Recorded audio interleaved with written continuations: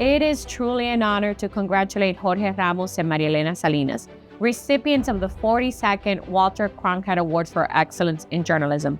For nearly 3 decades, Jorge and María Elena didn't just anchor Noticiero Univisión, they shaped Spanish language journalism in this country. From day one, it was clear that they both had the talent and the passion and a commitment to the truth and excellence in journalism.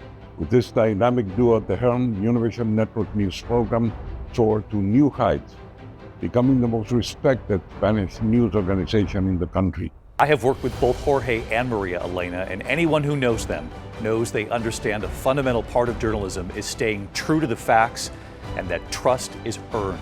No one, and I mean no one, has been more influential and empowering to our Hispanic community and beyond than the two of you. If I had to describe myself, I would say, first of all, I am a mother, the mother of Julia and Gabby. I am Mexican-American, daughter of Mexican immigrants, and I am an independent journalist. I'm an immigrant first and an independent journalist, which is incredibly important.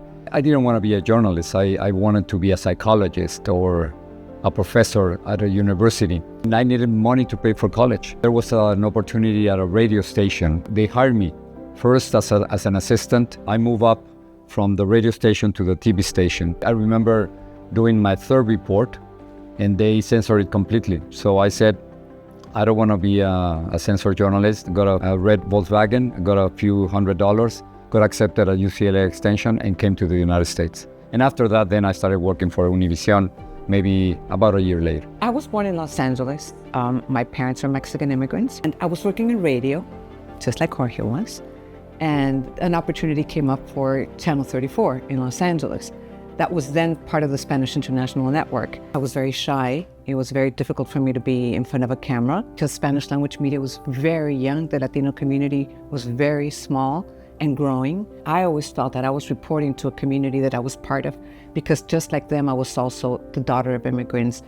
Just like them, I had to start working at 14 to help them pay the rent. I had to translate for my mother. So I really felt the connection with the community that I was reporting to. And then it all happened after that. When I first arrived in the 1980s, there were about 15 million Latinos. Right now it's almost 70 million. And then the Latino wave came, and from not knowing who we were, then everybody knew who we were. We had worked together at Channel 34. We were doing our individual shows at the time. And then I think it was towards the end of '87 when the news director decided to pair us up. And he said, okay, how are we going to do this? We both sit on the same chair. And he said, it doesn't matter, I can sit on any chair. She liked the left side. That's why she's sitting right where she is. Right? Yeah, I sat on this side. You lead one day, I lead the next day. What about interviews? You do one interview, I do another interview. Uno y uno, 1 and 1. So we split it. We did it for 30 years together, right? So it goes beyond just words. Just by looking at her, I know exactly what she's going to be doing next. No, on the air. Off the air, I don't know. Some of the stories that have resonated with me and have stayed with me and that emotionally affected me the most were natural disasters, because I always felt guilty whenever I came back from covering a natural disaster. They lost everything. They lost their family, they lost their home, they lost their livelihood.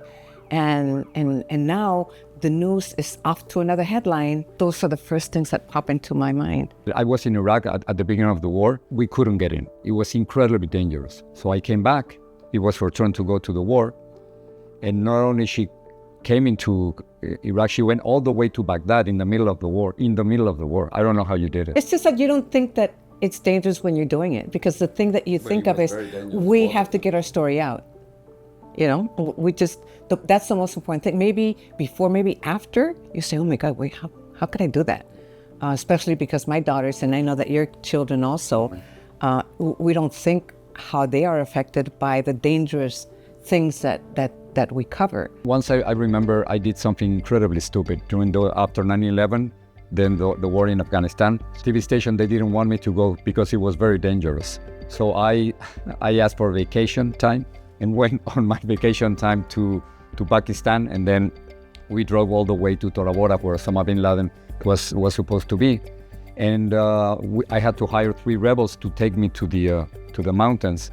and one of the rebels started playing with his rifle, and then he pointed it to my face, and then he said, "I'm a follower of Osama." Before, a few journalists had been killed on that same road. So I remember that someone at CNN had told me, just bring a lot of $1 bills, because they had never seen $1 bills in that part of Afghanistan. I took, I think, $10, $15 $1 bills, and then I gave them to him, and then he saw them probably for the first time he had seen US money. Then he pushed me with his rifle and he let me go. So my life was worth 15. $1? Maybe 15. The most dangerous ones are the best interviews. I think that the best era was the late 80s, early 90s, when Latin America was transitioning for the first time from a military dictatorship to a civilian. And that happened so many times. So I think we were able to witness history in the making. And that was so interesting, whether it was Argentina, in Central America. I remember interviewing Efraín Ríos Montt, who was a military dictator for a while. And when I went to interview him, he was running for president. He said, "What are you gonna ask me, how many people I killed?" So I asked him, "How many people did you kill?" He said, "I'm not an ogre. We didn't kill anybody. We just eliminated the base of support for the guerrillas." That's not what that was, like half the country. They were monsters. Yeah. They were real monsters. What surprised me the most was when I did an interview in 2019 with Nicolás Maduro, the dictator of Venezuela. Nobody gives you an interview. They think they're gonna lose. They always want something to be gained. And I remember asking him, my first question is, "Are you a dictator?" Usted sabe, usted no es el presidente legítimo. Entonces, ¿cómo le llamo? Para ellos, usted es un dictador. ¿Tú reconoces qué es esto? Claro, por supuesto, La Constitución. Me tienes que llamar como dice la Constitución. Yo me llamo Nicolás. Un solo nombre tengo. Nicolás Maduro Moro. Soy un obrero. Obviously, he didn't like that. And then it only lasted 17 minutes. At the end, they decided to stop the interview. Somebody from his team came in and said, "This is not the interview that we had authorized." I don't know what they had in mind. And then they arrested us. They arrested the team in Caracas, Venezuela, in the palace in Miraflores. They stole our cameras and the video cards, and we were deported 24 hours later. So we lost the cameras, we lost the interview, we lost the video cards, we lost absolutely everything just because we wanted to ask questions. But what happened at the end, the beautiful part of it, is that the government, the dictatorship, they were recording the interview at the same time. And then somebody from the government, they did an inside job, and he recouped the interview for us. And he sent us the interview that they had filmed, not the one that we had filmed. And that's the one we were able to broadcast in the United States. I think as a journalist, you have to take a stand sometimes, not always, but sometimes, when it comes to racism, discrimination, corruption, public lies, violation of human rights, dictatorships, or the destruction of the environment. I think you have to take a stand. It's not the same to interview a dictator than a victim of his dictatorship.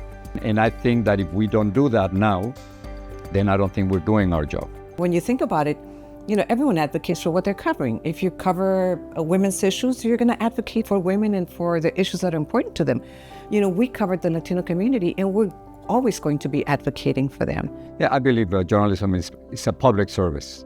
And in that sense, I think as journalists, we have the responsibility of giving voice to those who don't have a voice. Walter Cronkite was someone who you had to admire for his journalistic integrity. And when people think of us, that they think that we had at least integrity and credibility. I don't care if they say that we were good or not good. It's just the most important thing is the integrity and that you really cared about the people you were reporting to. I would like to be remembered as someone who loved her community and who always worked to empower her community. To me, that's one of the most important things that I have done professionally. When people come to you and say, "Te creo," I believe you.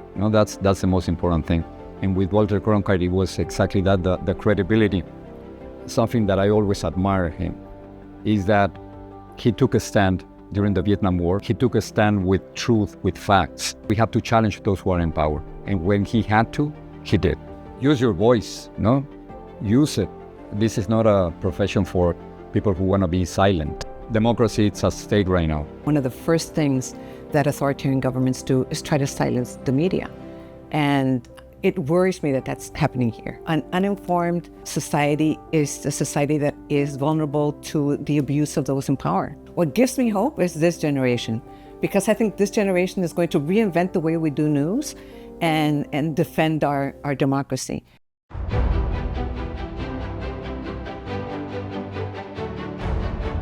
Congratulations, Jorge and María Elena. This award is very, very well deserved.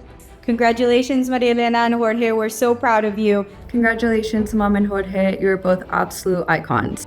This Walter Cronkite Award is such a fitting tribute to your lifelong dedication to truth, accountability, and giving a voice to the voiceless. You were doing what we all strive for as journalists, what we can't take for granted anymore, which is gaining the trust of your community. You have earned that trust by being authentic, compassionate, transparent. And when news broke, you were the ones calling the newsroom saying, "I'm on my way," or "Get me on the first flight out."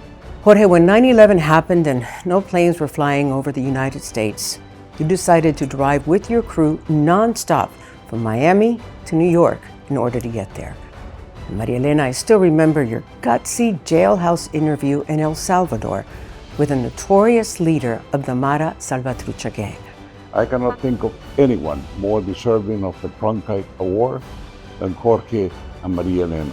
What I love about what we get to do is every day there is always a good story to tell, and I'm so glad that the two of you will continue to be at the forefront of telling the stories that we all need to hear. I've seen my entire life your work ethic, your commitment to the truth, your commitment to the Latino community, and just the way that you lead with strength and empathy and truly inspire so many people. Thank you for your leadership, your legacy, and your enduring impact on our profession. Felicidades, los quiero mucho. You have made such an impact on today, but also paving the way for our future, like me. Jorge and María Elena, congratulations on this well-deserved honor. And thank you to the Cronkite School for continuing to honor the best in journalism. You really got this one right.